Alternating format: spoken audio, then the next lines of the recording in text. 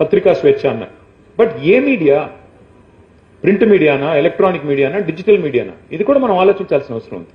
ఇవాళ మీడియా స్వేచ్ఛ అంటే పత్రికల స్వేచ్ఛ మాత్రమే కాదు, టీవీల స్వేచ్ఛ మాత్రమే కాదు, సోషల్ మీడియా స్వేచ్ఛ మాత్రమే కాదు, వ్యక్తుల స్వేచ్ఛ మాత్రమే కాదు, సాంప్రదాయ మీడియాని, మీ స్వేచ్ఛని ఎలా కబలించాలో, ఎలా నియంత్రించాలో ప్రభుత్వాలకు బాగా తెలుసు.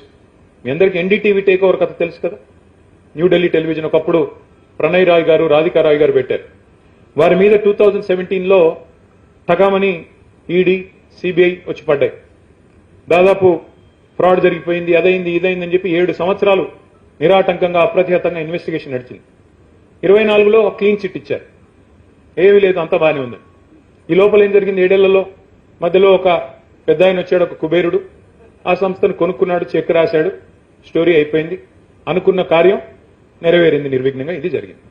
ఇవాళ దేశంలో ఉన్న పరిస్థితి ఇది. వాస్తవం ఏంటి? తప్పు జరుగుతున్నా రాయలేని పరిస్థితి ఉన్నమాట వాస్తవం. తప్పు జరుగుతుందని తెలిసినా రాయలేని పరిస్థితి ఉన్నమాట వాస్తవం. అట్లాగే ఈరోజు మీరు ఆలోచిస్తే దేశంలో ఉన్న మీడియా సంస్థలన్నీ కూడా ఎవరో ఒకరికి ఒత్తాసుగా మారిపోయిన విషయం కూడా వాస్తవం.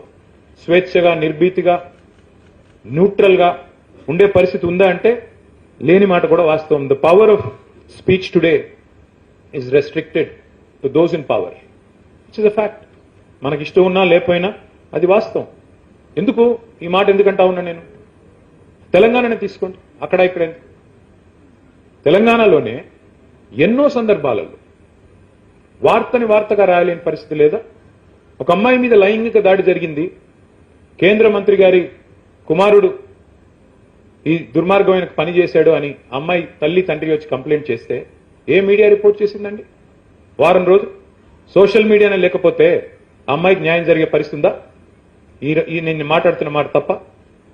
ఏ మీడియా లగచర్లలో గిరిజనుల మీద అకృత్యాలు జరిగితే ఏ మీడియా రాసింది?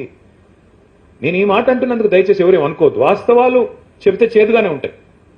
ఈ రోజున్న పరిస్థితుల్లో డైరెక్ట్ గా శాసనసభలో బయట జర్నలిస్టుల పట్ల అసహనం వ్యక్తం చేస్తే కూడా ప్రభుత్వంలో ఉన్న పెద్దలు ఏ మీడియా ప్రశ్నించిందండి? హైదరాబాద్ సెంట్రల్ యూనివర్సిటీలో 400 ఎకరాల భూమి విషయంలో విద్యార్థులు కథం దొక్కేదాకా ఏ మీడియా రాసింది? ఎక్కడుంది పరిశోధనాత్మక జర్నలిజం? ఉందా? నేను ఈ మాట అంటే మీలో చాలా మందికి మళ్ళీ నాలో అహంకారం కనబడొచ్చు. నేను ఉన్నట్టుగా అడుగుతున్నా. ఉన్నదా పరిస్థితి? రాసే పరిస్థితి, చెప్పే పరిస్థితి, స్వేచ్ఛగా, నిర్భీతిగా ఇన్వెస్టిగేటివ్ జర్నలిజం అనే పరిశోధనాత్మకమైన కథనాలు వస్తున్నాయా? వాస్తవాలు చెబితే నచ్చవు. అందుకే ఏమవుతుంది, ఇప్పుడు మీరు ఇన్వెస్టిగేటివ్ జర్నలిజం మొదలు పెడితే వెంటనే కొత్త ఐటీ రూల్స్ వస్తాయి, టెలిగ్రాఫ్ యాక్ట్కి అమెండ్మెంట్లు వస్తాయి, టెలికమ్యూనికేషన్ యాక్ట్ కొత్తది వస్తోంది, కేంద్ర ప్రభుత్వం తెస్తోంది, మీడియాని గుప్పెట్లో పెట్టుకోవడానికి కొత్త చట్టాలు. మన రాష్ట్రంలో కూడా తయారు చేస్తా ఉన్నారు, hate speech bill. Yes, hate speech bill should start with people in government. ముందు మీరు మానేయండి హేట్ స్పీచ్లు ఇవ్వడం. ముందు మీరు మాట్లాడే భాష నియంత్రణలో పెట్టుకుంటే అప్పుడు ఇతరులు అనొచ్చు హేట్ స్పీచ్ అనే మాట. అంటే ఈ రకంగా మనం మాత్రం ఏదంటే అది చేస్తాం, కానీ ఇతరులు మాత్రం చేయకూడదు అనే పద్ధతి మాత్రం మంచిది కాదు. మరి కొత్తగా సెన్సార్షిప్ కూడా ఇవాళ ప్రభుత్వాలు తీసుకొచ్చే ప్రయత్నం చేస్తున్నాయి, కేంద్రంలో రాష్ట్రంలో ఉండేవాళ్ళు. ఇప్పుడు మీరు చూడండి, ఇప్పుడు మొన్న ఢిల్లీలో జరిగిన ఆందోళన గురించి సాంబశివరావు గారు మాట్లాడారు. ఆ రీల్స్ అన్ని ఇప్పుడు తీసేస్తున్నారు, ఆ పోస్టులన్నీ తీసేస్తున్నారు. గత 4-5 రోజులుగా నిరాటంకంగా జరుగుతుంది ఆ పని. బెదిరించి ట్విట్టర్ని, ఇన్స్టాగ్రామ్ని, వాళ్ళని కూడా బెదిరించే పరిస్థితి. వాళ్ళు కూడా చివరికి ప్రభుత్వాల నియంత్రణలోకి వెళ్ళిపోయే పరిస్థితి. వాటిని తీసేయిస్తా ఉన్నారు. ఇక్కడితో ఆగట్లేదు. నిజాలు నిర్భయంగా ఎవరైనా చెప్తే జైల్లో పెడతా ఉన్నారు డైరెక్ట్ గా.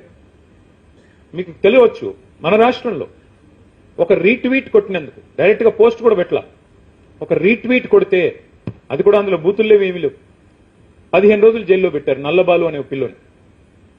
ఇది స్వేచ్ఛ హరించడం కాదా? అట్లాగే మరి ఒక ల్యాండ్ మార్క్ జడ్జిమెంట్ ఇచ్చింది ఈ మధ్యన ఆ కేసు తర్వాత హైకోర్టు. ఇట్లా ఎక్కడ పడితే అక్కడ ఇష్టం వచ్చినట్టు ఎఫ్ఐఆర్లు పెట్టకండి, ఎవరిని పడితే వారిని అరెస్ట్ చేయకండి అని. ఇది రాష్ట్రంలో, కేంద్రంలో అధికారంలో ఉన్న పెద్దలందరూ కూడా చేస్తున్న కార్యక్రమాలు. నేననేది ఏమంటే చివరిగా మీకు, ఎందుకంటే ఇవన్నిటికంటే నేనేదో ఇది రాజకీయ వేదికగా వాడుకునే ప్రయత్నం కంటే ఎక్కువ ఇవాళ ఉన్న పరిస్థితి మీకు చెప్పే ప్రయత్నం చేస్తా ఉన్నాను. When the media starts fearing power, when the media starts fearing power, democracy weakens. ఇది వాస్తవం. కొంత ప్రజాస్వామ్యం బలహీనపడుతుందనే మాట.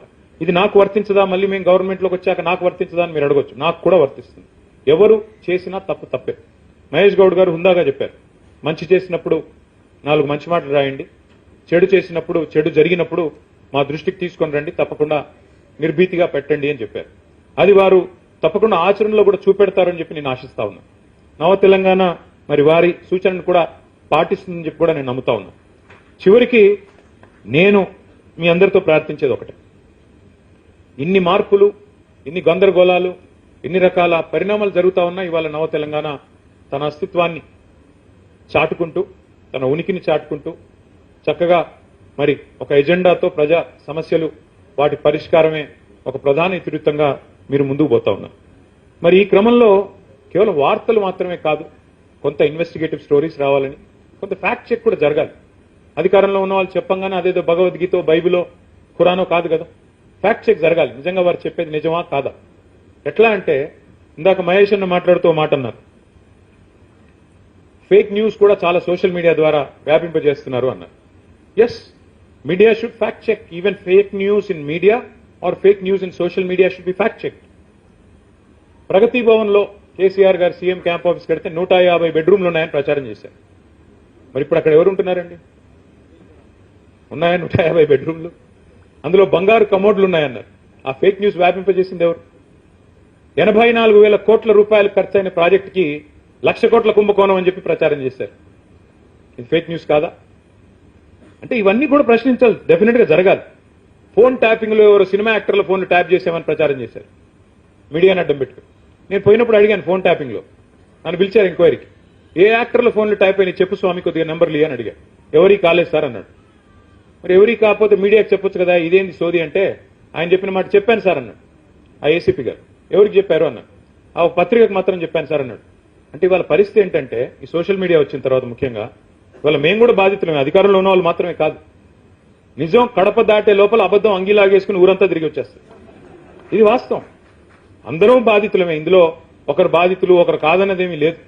వాస్తవాలు వాస్తవాలే కదా. జరగనివి జరిగినట్టుగా, ఉన్నవి లేనట్టుగా, లేనివి ఉన్నట్టుగా ఇవన్నీ చూపెడతా ఉన్నారు. అందుకే నేను చివరిగా మీ అందరితో ప్రార్థించేది, మీ అందరికీ చెప్పేది, ఢిల్లీలో మొన్న జరిగిన ఉద్యమంలో నేను ఒక గొప్ప మాట విన్నాను. ఎందుకంటే ఇక్కడ రైట్ లేరనుకోండి, అంత లెఫ్ట్ సెంట్రిస్టులు అందరే ఉన్నాం. ఒక మాట మొన్న ఢిల్లీలో ఒక సోదరుడు మాట్లాడితే విన్నాను, చాలా బాగా అనిపించింది. ఆయన ఏమన్నారంటే, ఆయన అన్నమాట దాన్ని without twisting it, what he said was, there is no right or left in this movement. There is no right or left in this movement. There is only right or wrong.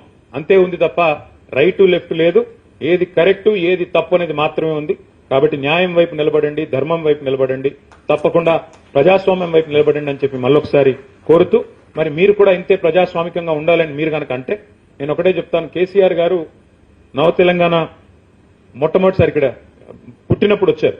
First ఆవిర్భావానికి వచ్చినట్టున్నారు. ఈరోజు ఆవిర్భావానికేనా, రవీంద్ర భారతిలో వచ్చారు. ఇప్పుడు 11 ఏళ్లు నిండినాయి. మళ్ళీ తప్పకుండా 14వ వార్షికోత్సవానికి ముఖ్యమంత్రిగా కేసీఆర్ గారు తిరిగి వస్తారని చెప్పి తెలియజేస్తూ థాంక్యూ.